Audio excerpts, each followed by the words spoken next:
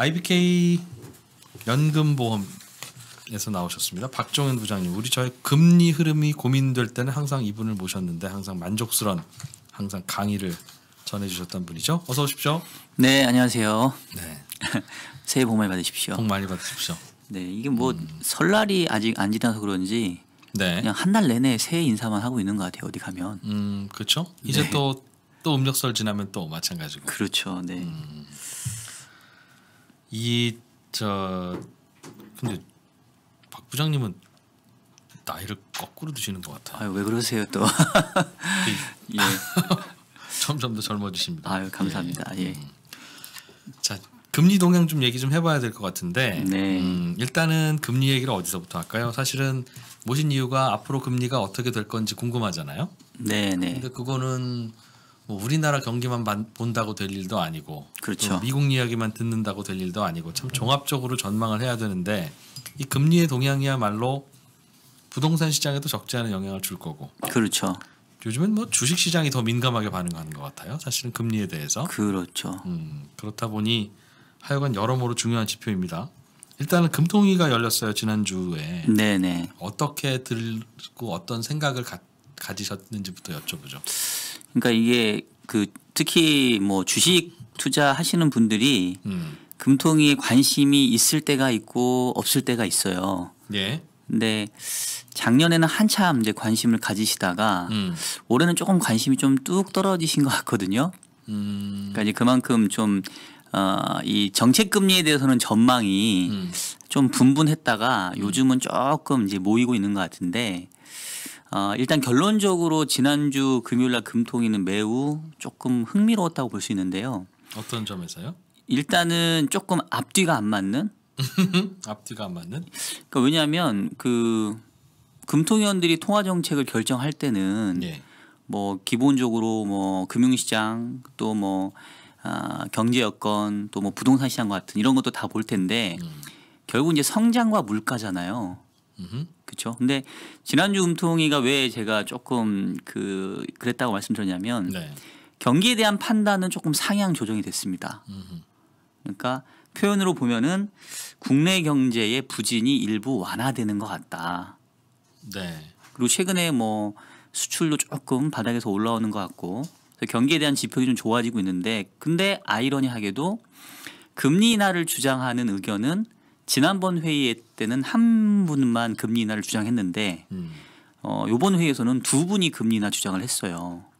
그러네요. 좀 앞뒤가 안 맞네요. 그렇죠. 예, 조금 뭔가 모순됐다라고 볼 수도 있겠고 경제는 바닥을 다지고 조금 좋아진다고 하는데 오히려 금리 인하를 주장하는 소수 의견은 두 명이 늘어나서 시장에서도 조금 이게 뭐지? 약간 좀 갸우뚱한 이런 상황이라고 볼 수 있어요. 개인적으로는 네. 어떤 게 잘못 보고 있는 것 같으세요? 즉 경기가 나아지고 있고 좋아지고 있다는 쪽 아니면 네. 금리 내려야 한다는 쪽 둘 중에 하나는 틀린 거잖아요.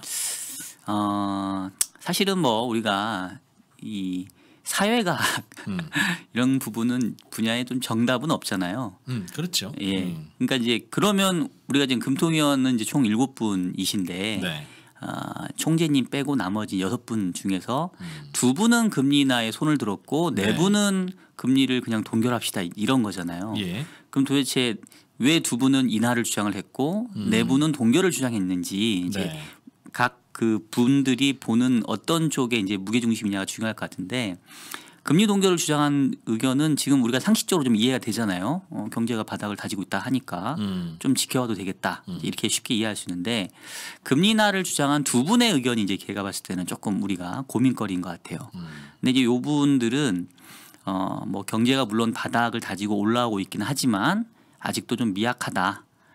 그리고 흔히 말해서 잠재 성장률보다 조금 밑돈다. 이제 이 부분이 근저에 있고 핵심은 우리나라도 디플레이션에 대한 잠재 위험이 있으니까 물가 타겟팅을 하는 한은으로서는 현재 한은의 물가 목표가 2%인데 네. 지금 물가 상승률은 믿기지 못하시겠지만 0% 초반밖에 안 되거든요. 예. 그러니까 제가 물가에 대해서 이렇게 공공한 자리에서 말씀드릴 때 항상 얘기하는 게 오해하시지 말자. 우리 서민들한테 이 물가가 지금 저물가라고 그러면 엄청 화내시거든요. 그렇죠. 예, 저도 다 올랐던데 무슨 소리예요? 그렇죠. 저도 마트 가면 막 욱할 때가 많은데, 근데 이제 물가 바스켓에서 이렇게 계산이 되어지는 물가 상승률은 결국 이제 작년 이맘때에 이 비슷한 그런 품목에 대해서 상승률을 하니까 그러면은 사실 작년 대비로 물가가 조금 낮아져 있긴 사실이고요. 네. 그리고 저희가 이제 물가가 높다고 서민들이 느끼는 이유는 높은 물가가 이제 고착화돼서 이제 계속 그거에 대해서 좀 부담을 느끼는 것 같아요. 피부로 느끼는 건 그런 이유로 높다고 느끼는 거고. 그렇죠. 예. 근데 어쨌든 중앙은행의 목표는 물가의 상승률이니까 작년 물가하고 지금 물가하고 비교해 보면은 거의 보합 수준. 네. 그리고 이제 디플레이션 심리라는 게 상당히 좀 제가 봤을 때는 중요한 것 같은데, 한국 경제가 디플레이션에 빠졌냐 안 빠졌냐라고 이제 논의를 해보면 상당히 이제 논쟁거리일 거예요. 근데 저는 조금 디플레이션이라는 게 어느덧 우리 앞에 와 있다, 현실 앞에 와 있다라고 조금 느끼는 게 뭐냐면, 우리 이프로님도 마트나 어디 아울렛 같은 데 가시면 이 물건의 가격표 있잖아요. 그 정상가로 되어 있는 거를 사시나요? 정상가보다 뭐 한 20% 30% 있는 좀 할인된 그런 쪽에 손이 가시나요? 정상가 써놓고 지우고 다시 써놓은 가격? 네. 대부분 그게 많고 그쪽에 손이 가죠. 그렇죠. 그러니까 어느 순간부터 정가의 물건을 산다라는 게 되게 바보처럼 느껴지는, 무조건 뭔가 그 흔히 말하는 공산품들은 할인이 되어 있어야 손이 가는, 워낙 할인들을 많이 하니까. 그렇기도 하죠. 그래야 또 팔리니까. 근데 뭐 마케팅 기법 중에서도 뭐 이제 그런 뭐 앵커링 효과 뭐 이런 거를 노리기도 예, 하는데, 예. 근데 어쨌든 그런 게 더 많아지고 있다고 생각하세요? 그러니까 소비자들 입장에서 저도 마찬가지로 그냥 정가의 물건을 사면 왠지 비싸게 사는 것 같고, 조금 지나면 왠지 얘가 할인을 할 것 같고, 이제 그러한 소비자들의 심리가 결국 이제 디플레이션 경기에 나타나는 어떤 일반적인 상황이거든요. 그게 일종의 그냥 마케팅일 수도 있고, 말씀하신 대로 앵커링 네네. 효과를 노리는. 네네. 근데 그 마케팅이야 예전부터 다 있었던 건데 네네. 요즘 들어서 특히 더 늘어나는 것 같다는 느낌이 드신다는 말씀이세요? 그렇죠. 이전에 비하면. 그게 소비자들이 그대로 그냥 정상가 붙여놓으면 예전보다 더 안 사더라. 그렇죠. 그런 것 때문에 그렇죠. 그게 디플레이션의 여러 전조 내지는 징조 중에 하나다. 저는 그렇게 봐요. 우리 일생 어떤 평범한 일상에서 볼 수 있는. 그래서 결국 이제 이 두 금통위원 분도 뭐 경제 바닥짓고 이런 거는 뭐 어느 정도 동의하는데, 예. 한국 경제가 이런 디플레이션 심리에 조금 노출되어 있는 부분이 있으니 아직도 금리 인하를 통해서 좀 더 대응을 해야 되는 게 아니냐, 이제 이런 식으로 좀 생각을 하신 것 같아요. 바닥 찍고 올라가는 지표들은 보이는 게 맞아요? 실제로도 그게 신호라고 볼 수 있어요? 그럼? 저는 개인적으로 이제 경제를 볼 때 흔히 말하는 이제 트렌드하고 네. 소순한 사이클을 이제 두 가지를 보는데, 뭐 트렌드라고 하면은 뭐 말 그대로 아주 뭐 한 장기적으로 뭐 10년, 20년 이렇게 보는 그런 장기 트렌드를 보면은 흔히 말하는 우리나라는 저성장 기조에 지금 들어섰다라고 보고 있고요. 웬만해서는 좀 벗어나기가 어렵지 않냐. 심지어 지금보다 저성장? 그렇죠. 아니 불과 몇 년 전만 하더라도 네. 이 우리나라 대한민국의 성장률이 그래도 한 3%대를 보였던 적이 꽤 많았거든요. 근데 지금은 이제 2%대도 왠지 잘하는 수치 같고. 뭐 작년도 그래서 1.9 할 거냐 2.0 할 거냐 지금 그거 가지고 네. 내기하고 있잖아요. 예. 우리 지금 이제 화요일 날 요거 바로 생으로 나가는 거죠, 라이브로.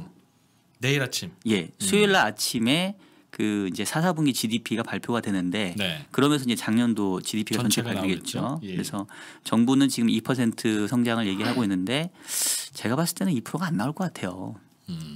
한 1.9 정도. 네.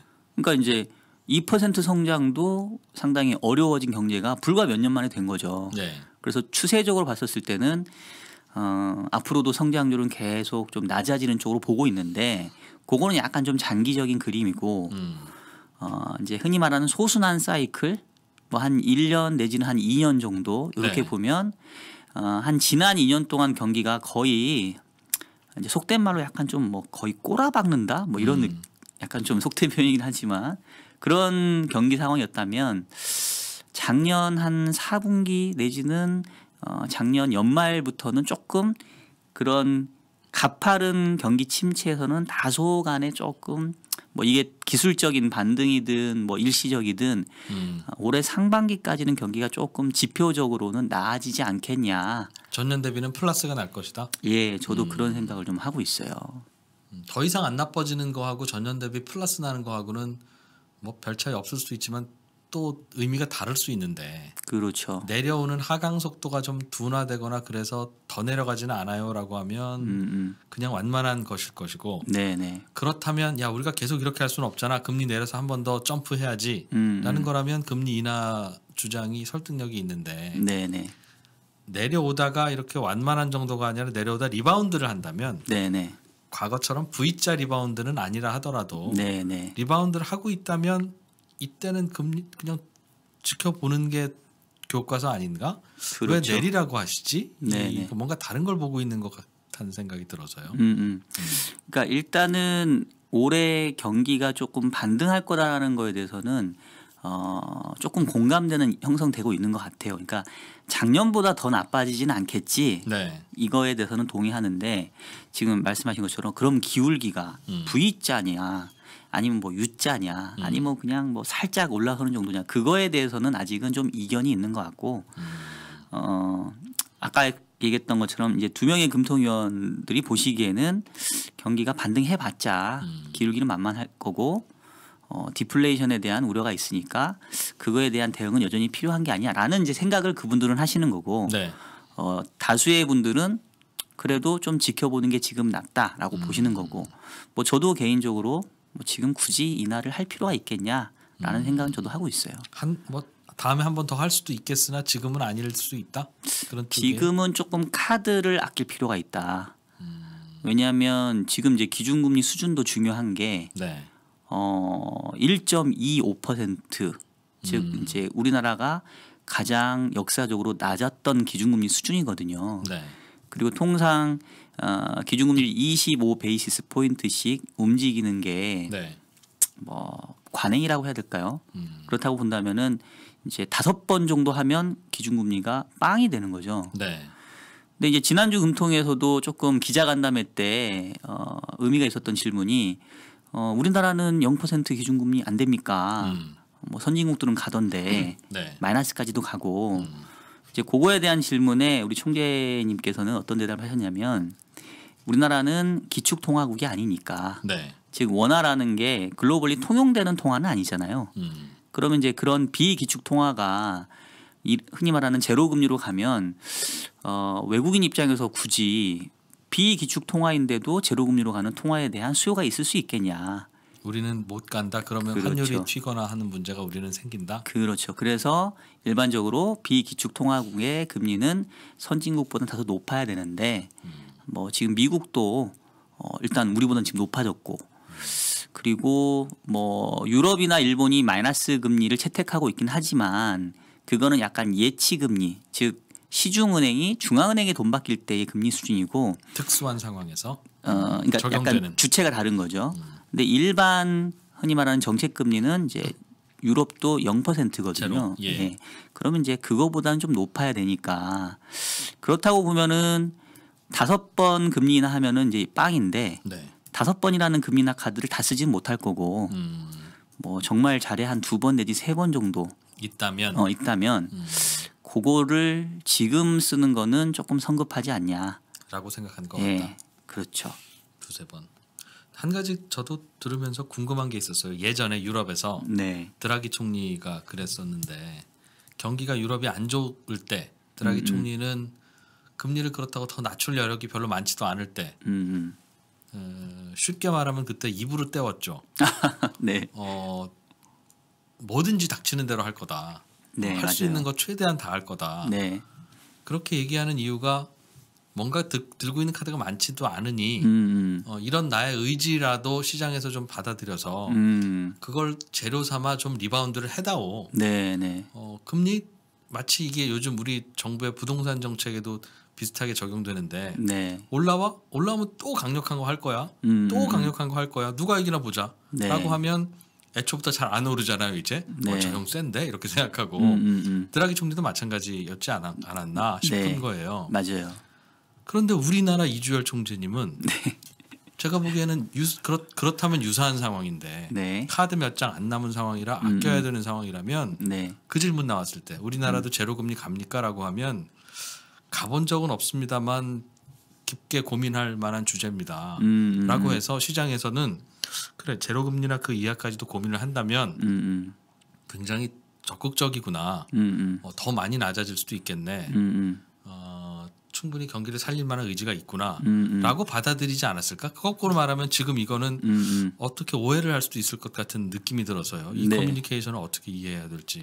그렇죠. 그러니까 제가 아까 초반에 지난주 금통위 결과가 약간 조금 앞뒤가 안 맞았다라고 이제 서두에 말씀드렸던 이유도 경기 판단은 조금 좋아졌는데 금리나 소수 의견 2명 늘어났으니까 도대체 어느 쪽에 무게를 둬야 되냐 이제 갸우뚱하잖아요. 네. 근데 이제 총재님의 그 전체적인 톤, 일관적인 스탠스는 추가적인 금리 인하에 대해서는 다소 조금 부정적이었다라고 우리가 볼 수 있고요. 네. 이제 그 이면에는 지금 더 추가적인 통화 완화 정책을 시장에 시그널링하는 거는 바람직하지 않다라는 생각도 있었던 것 같아요. 왜 유럽에서는 그게 바람직하다고 경기를 자극하는 수단이 될 걸로 해서 드라기는 그걸 썼는데 네네. 우리나라에서는 왜 그게 바람직하지 않은 걸로 받아들일까요? 일단은 아직은 금리나 카드가 아까 이제 얘기했던 것처럼 그래도 두세 번은 남아 있다라고 생각했던 게 첫 번째인 것 같고요. 예. 그리고 이제 결국은 이제 경기 국면에 따라서 통화정책 카드를 쓸 건지 말 건지인데 기본적인 한국은행이 바라보는 경제에 대한 스탠스는 더 나빠지진 않고 조금 이제 올라오는 거 아니야라는 좀 기대를 하고 있는 것 같아요. 그러다 보니까 지금은 추가로 금리 인하를 더 하겠다라는 시그널을 주는 것보다 네. 그냥 현재 수준을 유지하는 쪽으로 시그널을 주는 게 맞다고 판단하신 것 같고. 당시의 드라기보다 지금의 한국은행은 좀 덜 급한 상황이다. 경기가 그렇죠. 그 예. 차이도 있을 수 있었겠네요. 그리고 예. 이제 또 결국은 항상 정책이라고 하는 거는 또 반대급부가 있잖아요. 예. 결국 이제 우리가 부동산 얘기를 안 할 수 없는데 최근에 정부가 뭐 거래 허가제 사실은 뭐 이거는 뭐 실현 가능성 거의 없다고 봐야 되는데 이런 아주 극단적인 단어까지 이렇게 나올 정도로 부동산 시장의 안정 의지를 내비치고 있는데 네. 금리 인하라는 건 사실은 조금 그하고는 좀 반하는 정책이니까 뭐 그 부분도 작용했을 작용하지 것이다. 않을까. 예. 제가 어려운 답변을 끌어내려고 그랬네요. 사실은 이거를 어떤 가치 판단을 한다는 게 아니라 네네. 바로 그 지점에서 금리를 조절할 때는 항상 다 부작용도 걱정이 되고 긍정적인 것도 걱정이 되잖아요. 그렇죠. 그런데 이제 중앙은행 입장에서는 항상 이 근처의 금리에서는 고민하는 게 야 이러다 경기 더 죽으면 안 되니까 경기를 살려야지 하는 뭔가 경기에 대한 고민. 네. 그러나 여기서 또 금리 내리면 안 그래도 골치 아픈 저 부동산 자산 가격 또 오를 텐데 어떡하지? 그렇죠. 라는 고민을 어느 나라 중앙은행이나 하죠. 이건 뭐 우리나라만 하는 건 아니라 네. 특히 유럽도 요즘 장난 아니라면서요. 그 부동산 값 오르는 건. 그렇죠. 네. 예. 그러니 마찬가지로 고민과 걱정은 될 텐데 보기에는 말씀하셨지만 제가 보기에도 우리나라는 두 가지 중에 부동산에 대한 고민을 좀 더 가중치를 두어서 하는 것 같고 유럽은 두 가지 중에서는 경기에 대해서 좀 더 가중치를 두는 것 같아요. 그러니까 그거를 어떤 가치 판단의 문제가 아니라 그로 인해서 뭔가 좀 이게 왜 다르게 적용될까? 그러니까 자칫하면 유럽은 부동산에 대해서 가중치를 좀 덜 둔 유럽은 저거 잘못하면 저 부동산 가격 때문에 밀란 일어날 수도 있는 저런 상황일 텐데 저 걱정된다고 볼 수도 있고 네네. 반대의 시각으로 한국을 보면 저거 저러다 경기 추락하면 네. 부동산 값이 문제가 아닐 수도 있는데 라는 걱정을 또 할 수도 있잖아요. 양쪽이. 그렇죠. 요즘 중앙은행 업계에서는 이런 게 별로 고민거리 아니에요? 아니면 여기 어떤 게 정석입니까? 근데 제가 봤을 때는 그거는 이제 딱 답이 정해져 있는 게 아니라 우리가 케바케라고 하죠. 케바케 아시나요? 알죠. 근데 뭐 케이스 바이 케이스 혹시 모르시는 분도 있을까 봐. 그러니까 결국은 그 중앙은행에 처한 상황에 따라서 그 어떤 이제 무게 중심을 어느 쪽에 두냐인 것 같은데 유럽도 최근에 보게 되면은 추가적인 통화 완화에 대해서는 조금은 이제 말을 아끼고 있어요. 네. 이제 그 얘기는 경기 회복에 대한 긴급성은 조금은 이제 유럽도 이전에 비해서는 조금 완화되는 추세이라는 거고 우리나라도 작년에 2차례 금리 인하를 했다는 얘기는 결국은 뭐 금리 인하 2번 해가지고 부동산 시장 이렇게 될 거 모르지도 않았을 테고 그리고 첫 번째 금리 인하 했었을 때도 이미 부동산 시장은 한번 또 상당히 뜨겁게 달아오르기 시작했고 근데 2번째 금리 인하까지 했잖아요. 네. 결국은 그 2번째 금리 인하 했었을 때의 당시 상황도 이거 금리 인하 또 한 번 하면 부동산 분명히 더 올라갈 수 있을 건데라는 우려했겠지만 그거보다는 경기의 둔화를 막는 게 더 시급하다라고 이제 의사결정을 했던 것 같고 유럽은 예, 우리나라가 작년에. 예. 근데 이제 지금은 이미 2번 인하를 했고 그리고 그 결과로 경기가 조금은 바닥 대비 좀 올라와는 게 보이는 것 같고 반면에 부동산은 또 이렇게 또 상당히 뜨거워지니까 이제는 좀 조심해야겠다. 뭐 이런 어떤 현재 상황에서 그런 무게중심이 이렇게 조금 옮겨진 게 아닌가 싶습니다. 예. 낮은 금리치고는 우리나라가 가계부채 증가하는 게 유럽이나 다른 나라들보다는 좀 더 가파른 편입니까? 더 걱정할 만한. 그러니까 일단은 가계부채를 사실 비교할 때는 뭐 여러 가지 그 비교하는 대상이 있을 거예요. 기준이. 그러니까 네. 말씀하셨던 것처럼 가계부채 증가 속도도 중요한 다른 국가와 비교할 때 하나의 기준이 될 수 있을 거고 또는 이제 우리가 흔히 말하는 뭐 GDP 대비 가계 부채의 비중이 얼마냐 예. 또 가계 소득 대비 부채 규모가 얼마냐 뭐 이제 이런 것들을 이제 같이 비교를 하는데 아마도 최근 증가율이 네. 고민이겠죠. 예. 그렇죠. 최근에 증가세가 조금 빨라졌고 우리나라가 예 그리고 흔히 말하는 이제 총량으로도 네. 뭐 GDP 대비 수준이라던가 뭐 가처분 소득 대비 수준이라던가 이런 것들도 가계부채에 대한 부담이 좀 커진 거는 맞죠. 원래 우리나라 크긴 컸죠. 사실은. 그렇죠. 그러니까 다른 나라에 비해서도. 사실은 그 2008년도 금융위기를 겪으면서 그 주요 선진국에서는 특히 미국에서는 이른바 딜레버리지라고 그래가지고 부채가 많이 조정이 됐거든요. 네. 가계부채 위주로. 근데 사실 한국의 경우에는 다른 선진국과 비교해 보면 그런 딜레버리지가 그렇게 많이 조정되진 않았어요.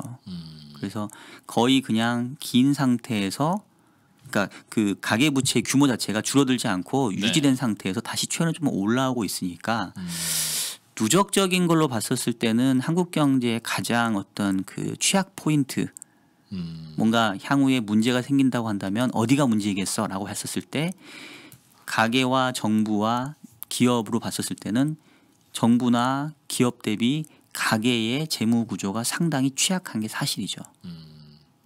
다른 나라들은 디레버리지를 했다는 건 네. 빚내서 산 집을 팔고 빚을 갚았다는 뜻인데. 그렇죠. 강제적으로 그렇게 된 경우도 있었고 네. 또는 미국 같은 경우는 가처분 소득의 증가 속도가 부채의 증가 속도보다 좀 빨라졌어요. 그래서 디레버리지가 된 거예요. 자연스럽게 좀 된 부분도 있습니다. 그러니까 저 부채 부담이 네네. 갖고 있는 자산 대비든 GDP 대비든 그렇죠. 자연스럽게 내려갔다. 그렇죠. 그러니까 딜레버리지 하는 방법은 딱 2가지예요. 빚 내가 갚거나. 빚을 갚거나 아니면 내가 돈을 더 많이 벌거나. 근데 이제 미국은 최근 몇 년 동안 특히 트럼프 집권 이후에 경제가 빠르게 좋아졌기 때문에 그런 측면에서 봤을 때는 이전에 비해서 부채에 대한 부담이 조금 알겠습니다. 덜어진 거죠. 다른 나라는 디레버리지를 좀 했는데 우리나라는 못했다고 하시길래 네. 우리나라 못한 건 알죠, 그죠? 부동산 가격이 뭐 빠져도 많이는 안 빠졌으니까 네, 네. 그냥 들고 가는 중이죠, 사실은. 네. 그런데 다른 나라는 그럼 어떻게 그 살을 어떻게 뺐지? 궁금해서 여쭈었던 질문이었어요. 네. 살을 뺀 게 아니라 뭐라고 해야 되나요, 그러면? 전 먼저 키웠다는 거네요. 그렇죠. 그것도 있고 이제 뭐 흔히 말하는 손바뀜이 이루어지면 그렇겠죠. 그럼 좀 더 여유 있는 그것도 분들이 있겠죠. 사면 되니까. 맞습니다. 한 5년쯤 후에는 네. 금리 어느 정도 있을 것 같으세요? 그러니까 이렇게 그냥 단기적으로만 여쭤보니까 이럴 수도 있고 저럴 수도 네. 있고 다양하게 나오는데 네. 한 5년? 뭐 네. 대충 왜 5년인지는 묻지 마시고. 저는 아까 이제 장기적인 전망은 조금 경기는 계속 좀 둔화되는 쪽 말씀드렸잖아요. 네. 저는 이제 장기 전망을 이렇게 여쭤보시면 이제 고민 없이 답을 드립니다. 네. 지금보다 낮아질 거고. 지금이 1.25잖아요. 그렇죠. 낮아진다고요, 지금보다? 조금 이렇게 외람되지만 제가 또 금리는 경제의 미래를 알고 있다는 또 책을 또 출간한 네. 바 있지 않습니까? 이제 거기에도 제가 계속 얘기를 하는 부분이 뭐 5년이든 아니면 조금 긴 시결로 보면 우리나라의 성장률은 이제 0%대. 성장률은 1%대. 네. 그리고 금리는 0%대에 진입하는 거는 시간의 문제가 될 것이다. 왜요? 기본적으로 구조적인 그 저성장, 저물가의 그런 구조에서 저희가 빠져나가기가 쉽지 않다고 봐요. 그리고 가장 큰 건 결국은 우리나라의 또 가장 취약 포인트는 빠른 노령화, 고령화죠, 고령화. 할아버지 할머니들 늘어나는 거? 그렇죠. 예. 이제 경제활동 인구가 결국 줄어들고 우리가 부양을 해야 되는 그런 부모 세대의 그런 비중이 높아진다는 얘기는 말 그대로 경제 자체가 노쇠해 간다는 거거든요. 그리고 그 얘기는 경제에 활력이 없고 흔히 말해서 자본의 한계 생산성. 즉 한 단위의 자본을 내가 빌려다가 이걸로 뭐 투자를 하든 사업을 하든 뭔가 했었을 때 얻을 수 있는 기대 수익률이 계속 낮아진다는 얘기예요. 근데 그 말은 노령화는 우리가 굉장히 심하긴 한데 그렇죠. 다른 나라도 노령화잖아요. 지금보다는 고령화 많이 되겠죠. 유럽도 그렇고 미국도 그렇고 중국은 뭐 각오해라 하고 있고. 네네. 다 그러네요, 그럼. 그렇죠. 그래서 사실 이제 주변의 선진국들 그리고 우리보다 일찍이 제로금리 그리고 또 뭐 지금 마이너스 금리까지 갔던 국가들을 보면 그렇게 흘러간 거죠. 아, 우리보다 먼저 그래서. 그렇죠. 일본도 그랬던 거고 유럽도 지금 금리가 마이너스인데 글로벌 금융위기 때문이 아니라 그거는 약간 시클리컬한 상황에서 뭔가 쇼크를 줬다고 생각하는데 네. 구조적으로 보면 우리나라도 70년대 80년대 금리가 7, 8%였었잖아요. 일본도 마찬가지예요. 일본도 이제 잃어버린 물론 20년, 30년 뭐 그 1985년도에 있었던 플라자 합의 이후에 엄청난 부동산 버블의 그 폭락이 지금 일본의 잃어버린 20년과 제로 금리를 가져오긴 했지만 그 이전에 보게 되면 일본도 성장률 높을 때는 그리고 인구 구조가 괜찮을 때는 꽤 금리가 높았거든요. 네. 유럽도 마찬가지고. 근데 이제 대부분 다 고령화되고 부족해진 노동력들을 쉽게 메꾸지 못하면서 경제 자체가 노쇠화되고 기대 수익률 떨어지고 그럼 결국은 이제 사람들 입장에서 돈 있는 사람이 이 돈을 뭔가 내가 어딘가에 투자해가지고 흔히 말하는 뭐 기업가 정신을 발휘할 거냐 네. 아니면 야 이거 그래봤자 돈 벌 데 없어 그냥 낮은 금리라도 따박따박 이자 주는 채권이나 국채가 나 이게 나을 거냐라고 판단했을 때 후자 쪽으로 많이 몰려갔던 거죠. 근데 이제 우리나라에서도 그런 상황들이 지금 벌어지고 있다라고 보는 거예요. 그게 듣고 보니 다 논리적이고 설득력은 있는데 네. 많은 전문가들이 다 그렇게 생각하십니까? 아니면 혹시 소수 의견이라도 야 세상은 사이클이고 네. 야 이러다가 또 다시 금리 올라가서 7, 8% 하는데도 또 금방 오는 거고 네네. 그러다가 또 내려가기도 하는 거고 그런 거지 네. 세상에 아래로만 꼬라박는 게 어딨나? 네네. 라고 설명하시는 분은 없어요. 저도 못 발견해서 혹시 이건 그런 가능성은 아예 접어둬야 되나? 라고 생각할까 하기 전에 마지막으로 여쭤보는 거예요. 그 뭐 제가 어떤 분이 있고 그렇게 얘기합니다라고 이렇게 생각나지는 않고요. 네. 금리가 올라갈 리스크는 분명히 있긴 있어요. 그러니까 이게 금리가 저도 뭐 채권만 거의 20년 했는데 되게 상당히 좀 어렵고 심오한 게 주식 같은 경우는 그냥 경기가 좋으면 주가 올라가잖아요. 네. 경기가 안 좋으면 주가 떨어지잖아요. 그러니까 뭔가 그냥 정직해요. 근데 이 금리는 성격이 일반적으로는 경제가 좋아지면 금리가 올라가고 네. 경제가 나빠지면 금리가 떨어지는 게 일반적인데 어느 수준 임계치 이상을 넘어가 버리면 부호가 바뀌어 버려요. 그러니까 무슨 얘기냐면 경기가 둔화되면 금리가 초반에 좀 떨어지는데 네. 경제가 둔화되는 게 그냥 둔화되는 게 아니라 정말 너무 안 좋아진다. 네. 즉 이 대한민국의 크레딧에 뭔가 손상이 가해진다라고 한다면 네. 그때부터는 이제 금리가 천정부지로 올라올 수 있죠. 외국인들이 일단 한국 채권 파는 것 때문에 그렇죠. 그것도 그렇고 자금이 경색되니까 그 대표적인 사례가 바로 IMF 외환 위기인 거죠. 너무 위험하다 보니 지금이야 알겠어요. 지금이야 경기 안 좋으니까 네네. 갖고 가봐야 돈 쓸 데도 없으니 빌려간 사람 있으면 빌려주자 은행에다 넣어놓고 하는데 네네. 위험하면 이제 은행도 못 믿는다는 거죠. 그렇죠.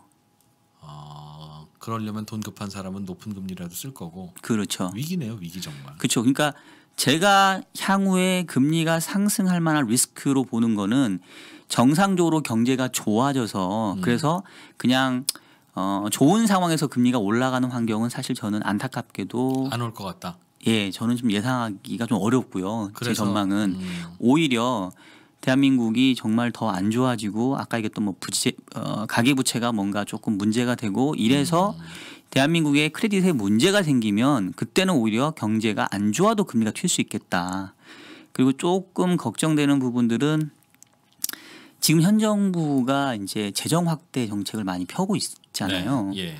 지금 작년에 이어서 그 예산 증가율이 9%대입니다. 연속으로. 네. 특히 올해는 지난해 대비 국채 발행 규모가 30조 원이 늘어났어요. 그러니까 원래 작년에 한 100조 원 정도 발행했는데 올해 130조 원이거든요. 네. 그러면 30% 증가인데 어이 말이 30%지 한 해에 이 30%의 국채 공급이 늘어난다? 이거는 수급적으로 상당히 부담스러운 요인이거든요. 근데 만약에 지금과 같은 이 정부의 부채 증가 속도가 계속된다. 아직은 우리나라가 이 아마 부채 비율이 GDP 대비 한 40% 정도일 거예요. 그래서 뭐 선진국보다는 당연히 낮고 신흥국 중에서 상당히 좀 건전한 국가에 속하는데 이게 이제 걱정이 되는 거는 흔히 말하는 복지는 한번 이렇게 국민들이 맛을 보면 다시 이걸 되돌리기가 어렵거든요. 네. 그러니까 이제 기본적으로 이 정부의 씀씀이는 한번 늘어난 부분들은 줄어들기가 어려울 거라는 겁니다. 항상 정부는 그럼 시장에서 돈 빌리러 다니는 커다란 주체가 될 거다. 될 수 있다는 거죠. 그럴 경우에는 금리가 그렇죠. 뛴다는 거죠. 거기다가 플러스 지금 이제 그 고령화가 진행이 됐고 2019년인가 2020년 작년인가 재작년부터 아마 우리나라도 이제 인구 비중이 감소하는 시기로 네. 진입을 했을 거란 말이에요. 그럼 이제 이게 한 몇 년 지나면 아까 얘기했던 것처럼 이제 정말로 이렇게 우리가 부양을 해야 되는 그런 아버지 세대들이 많아지면 정부의 부담 더 늘어나겠죠. 그러면 경제가 좋아지는 부분 때문이 아니라 마치 우리가 이제 그런 거 많이 보잖아요. 남미 쪽 보면 돼요. 뭐 브라질, 베네수엘라, 뭐 아르헨티나 이런 쪽 경제가 부진하지만 금리 높거든요. 네. 그런 것들이 결국은 다 이제 이러한 그 정부의 부채가 늘어나고 어떤 건전성이 약화되고 그런 상태에서 금리가 튀어오를 가능성은 있죠. 그러면 그렇게 되려면 어떠한 전조, 징조가 전제돼야 되나요? 즉, 뭐 베네수엘라나 남미 국가들 같은 경우에는 일단 외환 보유고도 많이 부족하고, 그렇죠. 정부 적자도 당연히 계속 나고 있고. 네네. 근본적인 차이는 정부 적자야 우리나라도 날 수 있잖아요. 그렇죠. 그러니 근본적인 차이는 이제 외환 보유액의 문제인 것 같고, 그래도 꾸준히 달러 벌어오는 인더스트리가 있냐 없냐의 문제인데. 그렇죠, 맞습니다. 우리나라는 다행히 지금은 무역도 흑자고 네. 경상 수지도 흑자니까 이게 깨지지 않는 한 말씀하신 대로 네. 극단적으로 나빠져서 외국인들이 공포를 느껴서 탈출하는 바람에 금리 올라가는 그런 일은 안 벌어지겠다라고 생각하면 됩니까? 예, 저도 그래서 가능성은 낮게 보고 있는 거고요. 근데 이제 여쭤보시니까 만약에 금리가 올라간다고 한다면 어떤 환경일 때 올라가겠까요? 라고 이제 여쭤보시니까 혹시나 그런 상황으로 가면 금리가 튈 수도 있습니다. 근데 네. 아직은 가능성은 낮게 보고요. 이제 전조라고 본다면 이제 국가 부채 늘어나는 비중 아까 이제 GDP 대비 아직은 40%대에서 이제 유지되고 있다고 했는데 네.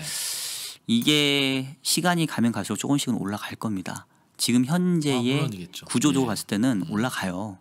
그래서 이게 이제 속도가 빨라진다거나 그리고 지금 이제 뭐 삼성전자나 하이닉스나 이 우리나라의 어떤 대표적인 IT 대형 기업들이 지금은 따박따박 외화를 벌어오고 있지만 경기 타니까.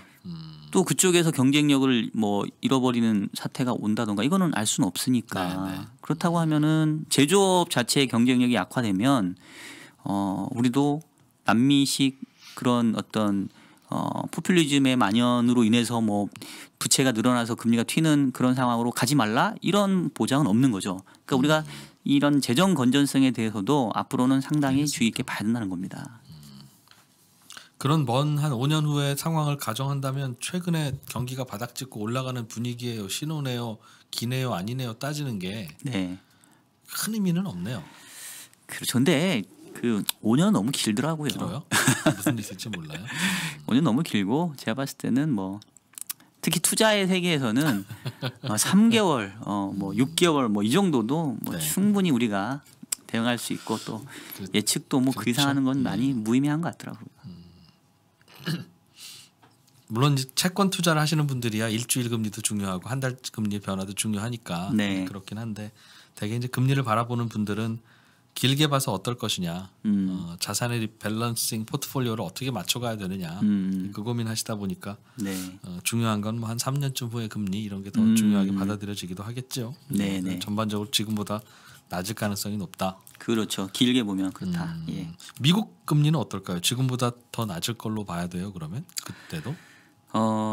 사실 이제 미국이 조금 어렵고 애매한데 네. 이게 이제 왜 그러냐면 제가 봤을 때는 이제 정치적인 변수에 많이 좌우될 것 같아요. 특히 이제 트럼프의 재선 여부 네. 그리고 트럼프가 재선 이후에 이제 어떠한 정책을 가져가느냐에 따라 다르는데 미국 경제도 사실 길게 보면 지금 이제 미국이 역대적으로 봤을 때는 가장 경기 사이클의 확장 기간이 지금 사상 최대로 길어지고 있잖아요. 이미 지금 한 10년이 넘어갔을 겁니다. 네. 그 90년대 초반에 그 우리가 IT 뭐 호황 이럴 때 딱 120개월 정도 했었는데 지금은 아마 뭐 125개월, 6개월 이럴 거예요.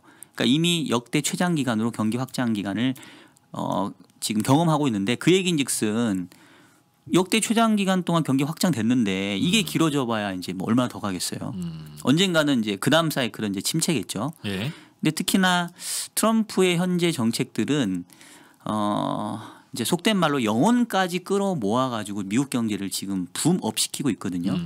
뭘 끌어모았을까요? 일단 금리 낮췄잖아요, 그죠? 네. 네. 연준이 보험성 금리나라는 표현을 하면서 작년 3번 금리를 했는데 보험성 금리나라는 게 쉽게 얘기하면 금리 인하 안 해도 되는데 경제는 그렇게 나쁘지 않은데 혹시나 경기가 나쁠 수도 있으니까 그냥 금리 일단 내려줘 볼게 이거잖아요. 그래서 이제 금리 인하를 굳이 안 해도 될 거를 3번씩 해줬고 네. 그리고 지금 미국도 재정 적자가 1조 달러인가가 올해 넘어가요. 예. 그래서 지금 올해 미국이 34년 만에 20년 만기의 국채 발행을 계획하고 있습니다. 그러니까 얘네도 역시 국가 부채의 부담 늘어나는데 재정을 많이 썼다는 얘기예요. 네. 그러니까 재정도 그만큼 많이 썼고 그다음에 이제 감세도 해줬고 거기다 대고 금리 인하까지 해줬으니까 트럼프 입장에서는 정말로 경기를 좋게 만들기 위한 여러 가지 조치를 다 카드를 쓴 거죠. 네. 근데 이제 그럼 그 이후에는 경제가 싹 시클리컬한 상황에서 둔화로 가는 상황이 언젠가 올 텐데 마땅한 카드가 없죠.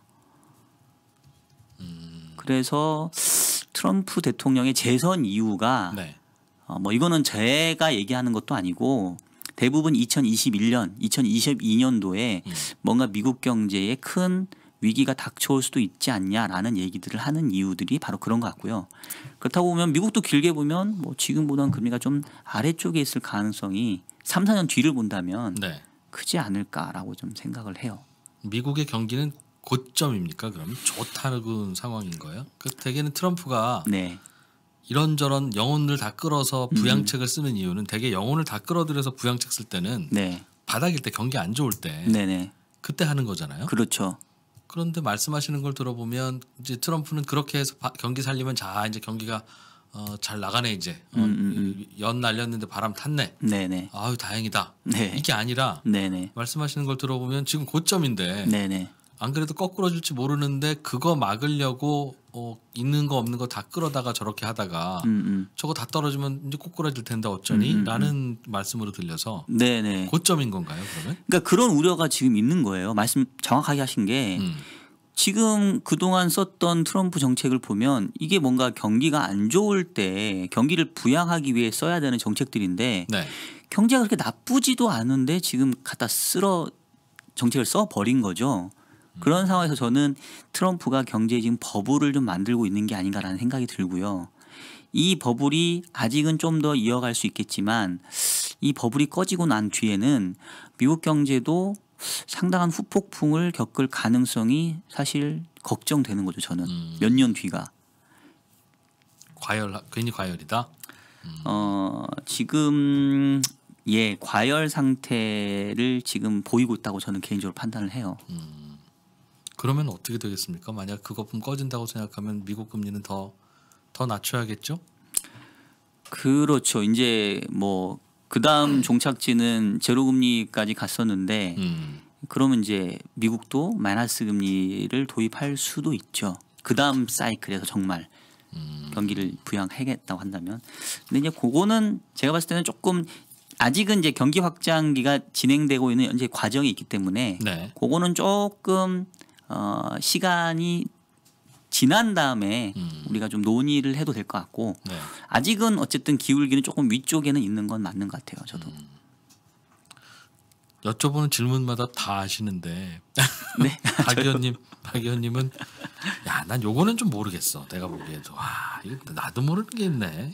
이런 고민은 어떤 게 있어요? 저요? 많죠. 들여다 보시면서도 예. 야, 이건 좀 잘 모르겠는데 이런 거 있을 거 아니겠어요? 뭘 잘 모르겠습니까? 그 질문을 던졌어야 되는 건가? 뭔가 경제나 이런 그 시장, 금융시장에 금리 시장 뭐 예. 결국 바라보는 거야 저희랑 비슷하겠습니다만 네. 이게 참 어려운 고민거리이자 질문이야라는 거 하는 게 뭡니까? 글쎄요, 뭐 제가 어떻게 살아야 되는지 그게 제일 저는 요즘 고민인데 그건 개인적인 거고. 자꾸 막 새벽에 깨고 새벽 그렇죠. 4시쯤 화장실 가게 되고. 저도 이제 나이가 이제 어느덧 저도 먹었잖아요. 그래서 뭐 흔히 말하는 노후 대비 요즘에 그 이제 오래 살잖아요.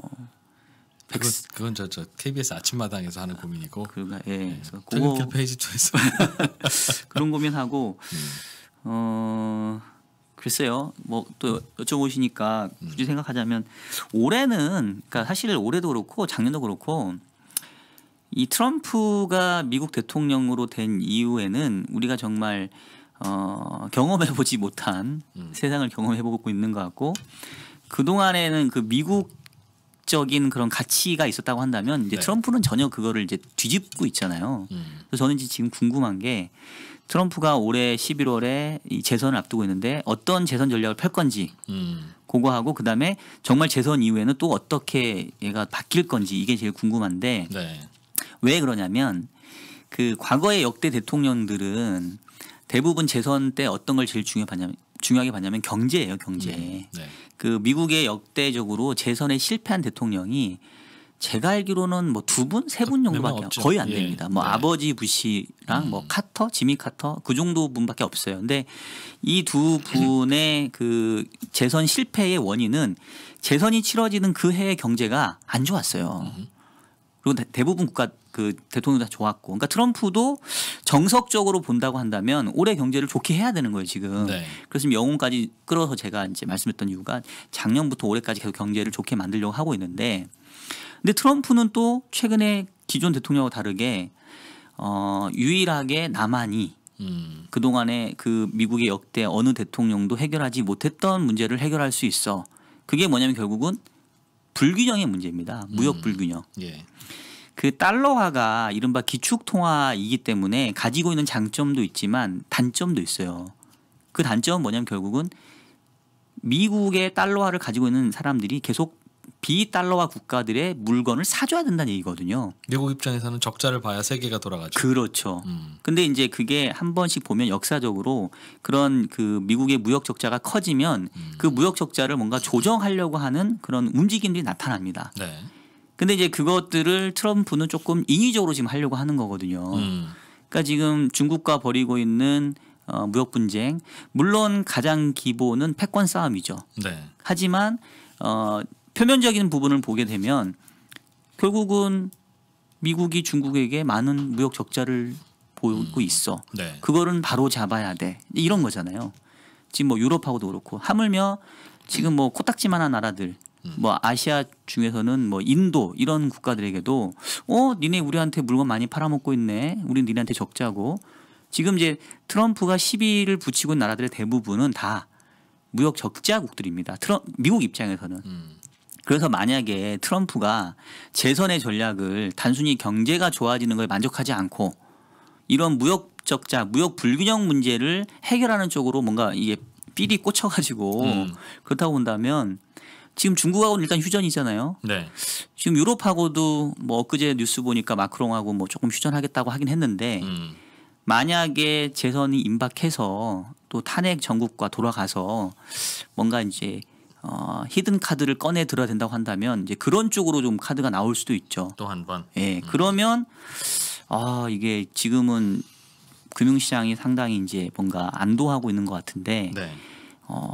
연말 그 대선 가까워지면 또 시끄러워질 수도 있고 오히려 이제 대통령이 당선이 돼버리면 이제 됐어. 나는 뭐 이제 더 이상 바랄 것도 없어. 이제는 정말로 아까 얘기했던 수건 사업 미국의 불균형 조정해보자라고 하면 이제 어쩌면 무역 전쟁이 그때 더 심화될 수도 있고 그래서 이제 대답을 못하게 한 질문이 뭐겠냐라고 이제 여쭤보셔서 하는 얘기인데 트럼프가 지금 어떤 생각을 가지고 있고 재선 이후에 어떤 전략을 가져갈 건지 저는 네. 사실 그게 저도 잘 모르겠어요.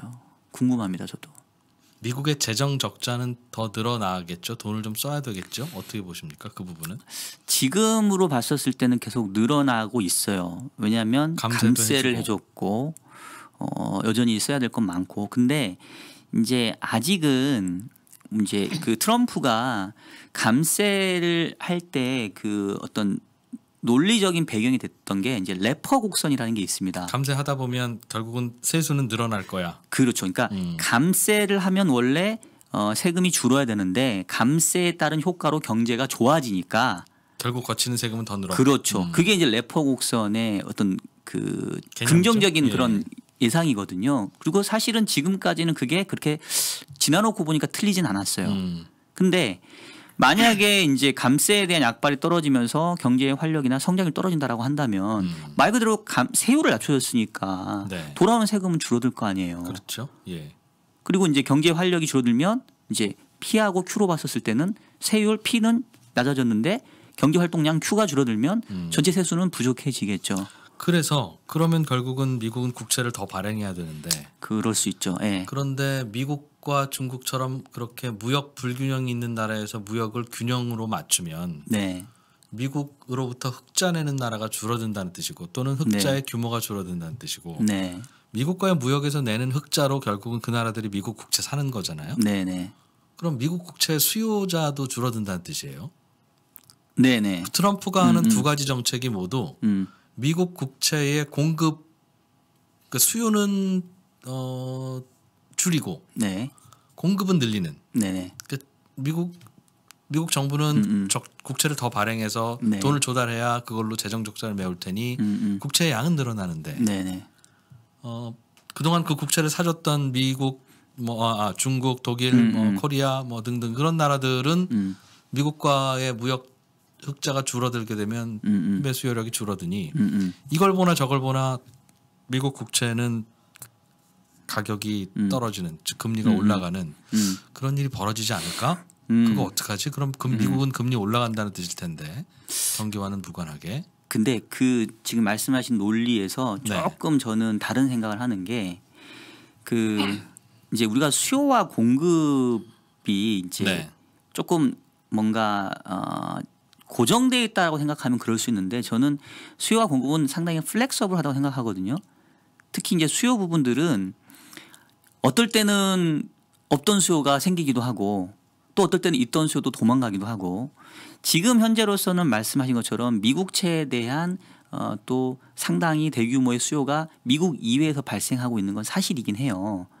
근데 만약에 이제 우리가 상정했던 미국이 무역 불균형을 해결하고자 그거에만 꽂혀가지고 무역 전쟁을 불사하겠다. 이제 여기저기 다 쑤셔보겠다라고 한다면 경제는 당연히 안 좋아질 거고 금융시장도 센티멘트가 상당히 불안해질 거고 그럼 결국은 또 뭔가 안전한 자산을 찾으려고 하겠죠. 그럼 또 그 중에 미국채는 참 재수가 없어요. 열받는 게 미국 그렇게 적자 많고 심지어 2001년인가에 미국 신용등급 떨어졌을 때도 오히려 미국채 금리는 떨어지더란 얘기예요. 지금 미국채를 사려고 하는 사람들은 줄을 선다는 거죠. 그래서 말씀하신 것처럼 만약에 미국 이외 국가들의 이 무역 흑자가 감소해서 미국채를 사줄 수요가 줄어든다 하더라도 걔네 말고도 미국채를 살려고 하는 사람들은 경기 여건이 불안해지기만 하면 얼마든지 저는 늘어날 수 있다고 보기 때문에 미국 내에서? 미국 내일 수도 있고 미국 이외에서도 이외에서 살려면 달러가 있어야 사는데 빚을 내고도 살 수 있죠. 그러니까 달러 빚을 내고도 살 수 있고 있는 달러 가지고도 살 수 있고. 그래서 그러니까 우리가 무역에서 돈을 벌진 못하지만 미국 은행으로부터 외채를 끌어와서 그 돈으로 미국 국채를 사는 일도 있을 것이다. 그렇죠. 그리고 꼭 그런 수요가 아니더라도 그냥 몸값 자체가 점프해버리겠죠. 일종의 무슨 그 입장료와 마찬가지로 그런 상황이 벌어질 수 있어서 저는 알겠어요. 예. 거기에 따라서 또 그럼 금리를 낮추려는 요인도 있을 것이다. 예, 오히려 그쪽의 힘이 더 크게 금리를 내추는 쪽으로 좀 작용하지 않을까 싶어요. 네, 알겠습니다. 오늘 여쭤봤던 내용들을 쭉 정리하면 우리나라는 당분간 금리가 어떻게 될지는 금통위의 판단에 따라 다른데 이렇게 볼 수 있는 판단도 있고 저렇게 볼 수 있는 판단도 있으니 경기 흐름으로 봐서는 금리를 예측하기는 조금 쉽지는 않으나 네. 그러나 이번에 안 내린 거는 다음번에 내리기 위한 수순 내지는 카드인 것 같다. 아니요. 저는 그렇진 않아요. 예, 전혀 반대. 거꾸로. 그러니까 이제 금통위에서 2명의 소수 의견이 나왔길래 이제 그거에 네, 대한 왜 그분들이 네. 그렇게 했을까라는 거고 제 개인적인 판단은 작년에 미국이 3차례 우리가 2차례 금리 인하를 했는데 저는 적어도 올해 상반기까지는 금리 인하는 없다. 네. 그냥 현재 수준 유지할 것 같다고 보고 있고요. 뭐 하반기에도 한 4, 4분기 정도 가야 금리 인하의 가능성이 다시 높아지는 시기 정도로 보고 있고 그리고 이제 금리 인하가 다시 재개되는 그 어떤 전제 조건은 앞서 얘기했던 것처럼 이제 트럼프가 이제 대선 즈음해서 뭔가 또 사고 치지 않을까. 그러면서 지금 트럼프를 보면 지난 3차례 금리 인하도 일종의 금리 인하를 통해서 경제를 조금 부양을 해놓고 이제 그거를 발판으로 중국과는 더 강렬하게 싸울 수 있는 이런 어떤 카드를 마련한 것 같거든요. 근데 지금 이제 미국에서 조금 이슈가 뭐냐면 지금 이제 연준 의원 중에 연준 이사진이 7명인데 그 중에 2명이 공석이었어요. 네. 근데 이번에 지금 2명을 후보자 지명을 했거든요. 근데 이제 그 중에 한 분이 주디 쉘튼 뭐 이런 분이 있습니다. 네. 이게 이제 트럼프 대통령이 이분한테 너 왜 그 연준 의장 안 했어? 이제 네. 이렇게 얘기하시는 분이에요. 그러니까 자기 사람 심고 있다는 얘기죠 지금. 그리고 여전히 트럼프 대통령은 연준을 향해서는 금리를 더 낮춰라라고 지금 압박을 하고 있어요. 근데 이제 지금은 무역 전쟁이 휴전이니까 긴급성이 낮은데 지금 무역 합의가 1단계가 합의된 거지. 사실은 1단계는 너무 심플하죠. 그냥 관세 조금 낮춰준 거고 미국은 중국은 그냥 뭐 농산물 사주기로 한 건데 정말로 그 이견이 있었던 뭐 기술 이전 문제 또 뭐 여러 가지 갈등의 요소들은 2단계 다 밀어놨잖아요. 네. 이제 그거를 꺼내던 순간 저는 더 큰 그런 혼란이 온다고 보는데 이제 그러면서 금리 인하를 압박할 가능성이 있죠. 그러니까 그 시기가 재선 전에 그렇게 할 건지 아니면 아예 자기 대통령 된 다음에 할 건지 저는 이제 그 시기에 따라서 금리 인하도 조금 달려 있을 것 같고 아까 이제 저도 말씀드렸던 게 그게 언제일지 잘 모르겠다. 대선 전일지 이후일지. 근데 현재로서는 대통령 자기가 된 이후에 맘 편하게 이제 한번 제대로 한번 붙어보지 않을까. 그래서 저도 그런 상황에서 본다면 금리 인하 시기는 내년. 빨라야 연말 아니면 내년. 요게 저 유력하지 않나 싶어요. 올해는 그대로 그 네. 이후는 한 단계씩 상황에 따라서 내려갈 거다. 지금도 예. 참 낮은데. 그렇죠. 예. 경기에 대한 뭐 흐름이나 앞으로 우리가 겪어야 될 미국과 중국 간에 한번 제대로 네. 승부를 못 냈기 때문에 그 과정에서 한번 우리가 각오는 좀 해야 되지 않을까 싶습니다. 그것 때문에라도. 네. 알겠습니다. 오늘은 IBK 연금보험의 박종현 부장님 오랜만에 모시고 쓰신 책 제목이 뭐였죠? 금리는 경제의 미래를 알고 있다는 요즘 금리와 요즘 네. 경기의 미래가 어떤 상황인지 한번 이야기를 들어봤습니다. 근데 오늘 뭐 주식 얘기는 전혀 그냥 안 하고 그냥 끝나나요? 어떻게? 저희 주식 얘기는 매일 합니다. 그래요? 매일 알겠습니다. 하는데 뭐 주셨으니까 어떤 생각이세요? 그러니까 이제 제가 채권 애널리스트를 꽤 오래 하다가 이제 주식 투자 안 하시는 줄 알았어요. 그래서 지금은 하죠. 이제 저는 이제 증권운용부장을 맡고 있으니까 네. 이제 주식과 채권을 다 하고 이제 이른바 이제 자산 배분을 하는데 작년 9월까지는 이른바 안전선호의 장세, 네. 채권 위주의 포트폴리오가 좀 먹혔다. 예, 괜찮았고 작년 4분기부터는 지금 이제 이게 거꾸로 가고 있단 말이에요. 주식 쪽에 훨씬 기대도이 높고 이제 저희도 주식 쪽 비중을 좀 높이고 있는데 이제 고민은 그거죠. 언제까지 이렇게 가야 되냐? 계속 지금처럼 주식이 좀 더 아웃퍼폼하는 시기일 거냐? 이제 요게 이제 결국 핵심인데 올해 대부분 뭐 증권사 리서치도 그렇고 대부분 전망들을 보면 상고하저 전망이 많았어요. 네. 그러니까 상반기까지는 주가가 오르고 하반기는 떨어진다는데 사실 하반기는 그냥 잘 모르겠다는 거고 하지만 상반기까지는 좋을 거야라는 게 이제 대체적인 시각이었고요. 저희도 생각은 좀 비슷했고요. 근데 이제 그 원인들을 보면 결국 두 가지였거든요. 하나는 시클리컬리 경기가 좀 반등한다. 뭐 수출 지표 지금 조금 올라온다. 그 다음에 이제 두 번째가 통화 정책적인 측면에서 작년에 연준이 그리고 한국은행이 금리 인하 해줬고 또 요즘에는 연준이 금리 인하를 안 했을 뿐이지 우리가 뭐라고 해야 되나요? QE인데 QE를 QE라고 안 하는 뭐 아버지를 아버지라고 부르지 못하는 약간 그래요.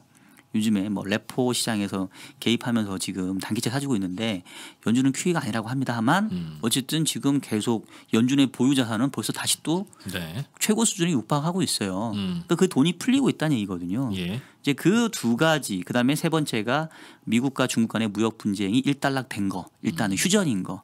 요 세 개가 지금 이제 위험 자산들의 아웃퍼폼 상황을 만들어내고 있는데 저는 개인적으로 상반기까지는 사실은 잘 모르겠어요. 왜냐하면 생각이 비슷하면 좀 빨라지더라고요.